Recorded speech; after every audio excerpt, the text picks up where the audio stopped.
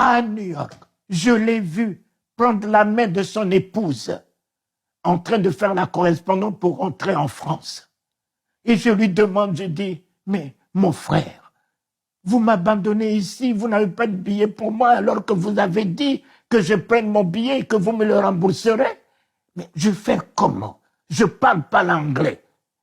Je ne connais rien ici et personne ici. Mes chers amis, quand j'ai vu mon ami avec son épouse en train de partir, mes larmes coulaient. Je regardais Astrid, je regardais à mes enfants, je dis, je vais finir ici, Seigneur. C'est ma mort ici, Seigneur. Et me voici assis sur ma valise de 9 heures jusqu'à 17 heures. Ne parlons pas l'anglais. Je ne pouvais même pas demander où se trouvait une toilette. Alors, à 17 heures, de loin, je regarde un homme vêtu de tout blanc. De loin, il avait ses yeux dans mes yeux dans ses yeux. Il s'avançait vers moi avec le visage rayonnant, mais d'enthousiasme, de joie, rayonnant, venant vers moi. Et moi, ma tristesse est partie. Quelque chose devait naître en moi, en espérance, en espoir, en vie. J'ai dit, mais c'est qui est cet homme? Et à mon niveau, il m'a parlé en anglais. Et moi qui ne connaissais aucun mot d'anglais, je lui répondais en anglais. Oh, vous parlerez toute langue. Vous parlerez toute langue. Jésus, il parle toutes les langues. Et là, il a demandé mon passeport. J'avais une paix dans mon cœur.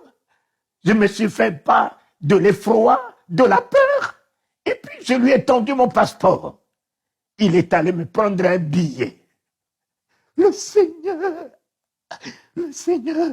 voici, je suis avec toi tous les jours. Voici. Oh, papa. Il est mon voici. Oh. Tous les jours, le matin que je me lève, le voici est là. Le soir, je me couche, le voici est là. Les épreuves, le voici est déjà là avant les épreuves. Les difficultés, le voici est déjà là avant les difficultés. Il m'a amené le billet. Et il m'a dit, attends, je reviens. Où est-ce qu'il est parti? Il est revenu. Et il a pris ma valise. Il est allé faire l'enregistrement de ma valise, de tous mes bagages. Et l'heure de l'embarquement, il est revenu. Il m'a pris, il m'a conduit vers le satellite qui part sur Bruxelles et de Bruxelles sur Paris. Et encore ce jour-là, les Centrafricains ne rentraient pas à Bruxelles sans visa. Mais tout a été réglé par lui. J'ai pris, et quand j'ai pris le couloir pour pouvoir aller rentrer dans l'avion, il était derrière moi, tout en blanc, rayonnant, et il me fait bisous. Il me fait bisous, je me tourne. Il me fait bisous, je me tourne, il me fait bisous. Jésus!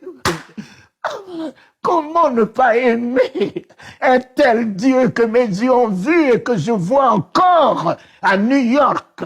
Comment ne pas aimer un tel sauveur? Un tel sauveur, un tel sauveur, un tel sauveur. Il te sauvera dans toutes les circonstances. Il te sauvera dans tout ce que tu vis, là où tu traverses, ce que tu connais. Demain, il demeure ton sauveur. Et voici, il me met dans l'avion. J'ai atterri à Bruxelles. J'ai fait la correspondance passant sur le nez des policiers, qui ne m'ont même pas vu. Je suis rentré dans Air France et je suis descendu à Paris et je suis allé. Il me dit, comment tu as fait?